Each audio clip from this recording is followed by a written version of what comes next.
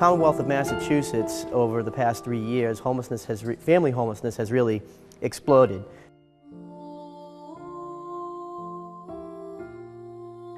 There are about 3,000 family shelter beds statewide, and they have all been full since October of 2007.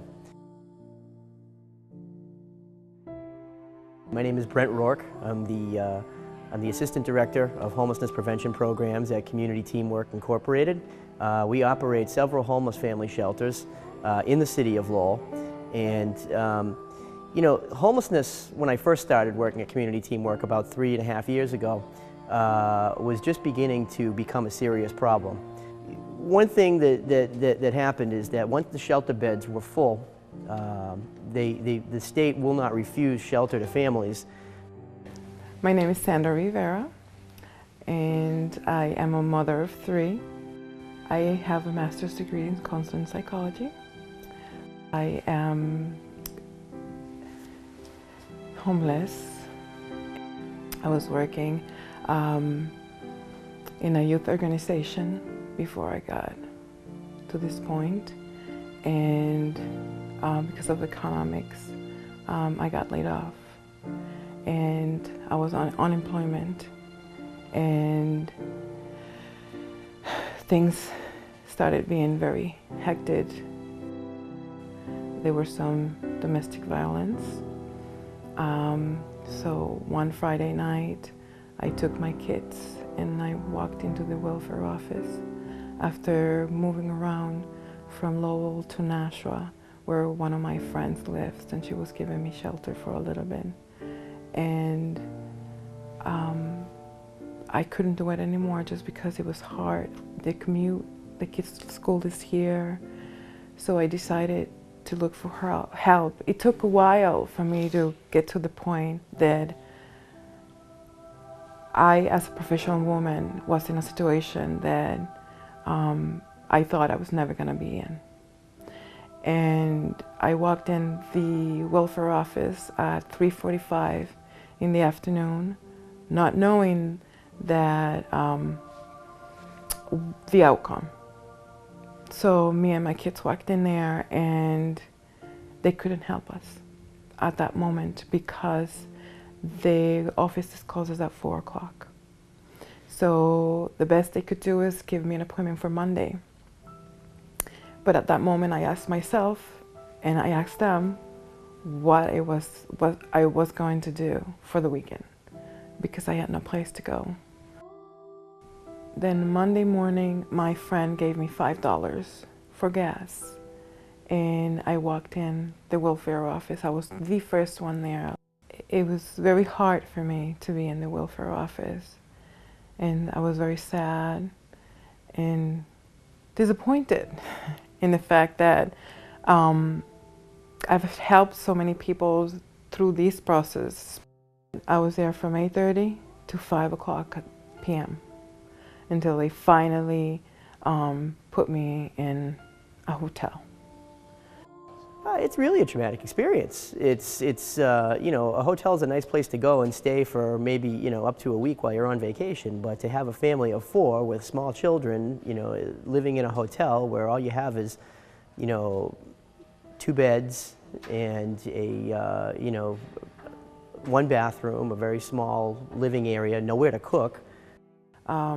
We got to the hotel. We didn't have anything to eat. We didn't have no money, no food stamps at that moment, because it's a process. So thanks to CTI, they came and gave us a voucher to go to the supermarket and buy stuff. And that's how we ended up eating that night, thanks to CTI. And if it wasn't for them, I don't know what I would have done that night to feed my kids. And that is not a good feeling. We were at the hotel since August till December 30th, that they moved us to a CTI scatter site, which is an apartment that they have for shelter families who are doing what they need to do to get ahead. I think the most simple way to look at it is that the cure to homelessness is housing. If you're housed, you're no longer homeless.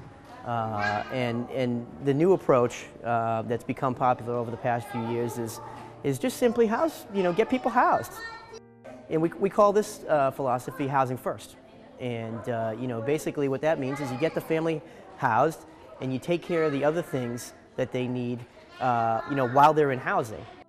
People function better when they're home. It's as simple as that. And we have research that shows that this approach actually works. Finally, I found a job in the beginning of February, working with youth at a youth organization here in Lowell, which is my passion. I actually work with youth who are homeless.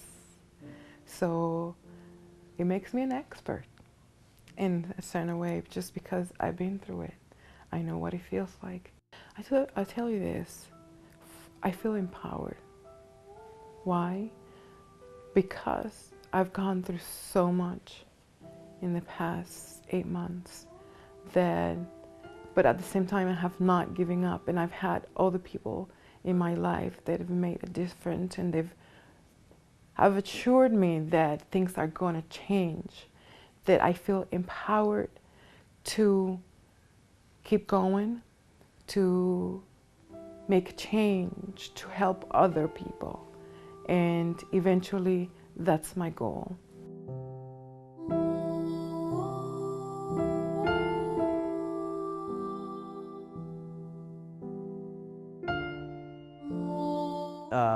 What is really special about Christ Church United is that, they, as a whole faith community, they've decided that, this is something that, we want to make a difference in. And we're going to put our faith into action by trying to end this experience of homelessness in our community. This is unique, what's going on here at CCU in Lowell, in that this project really is going to end the experience of homelessness for a number of families. The project offered for me a way of taking the notion of contribution, the notion of giving something back. The idea of people sleeping out on the street. Lowell has approximately 200 homeless people on the street in any given year, at any given time. And if we don't find a way in our hearts to take the skills and gifts that we have and the spaces that we have and make a solution to this problem, we're only contributing to it. So it gave us a chance to be part of that solution, which I think everyone can agree it's great when you're part of something that's positive.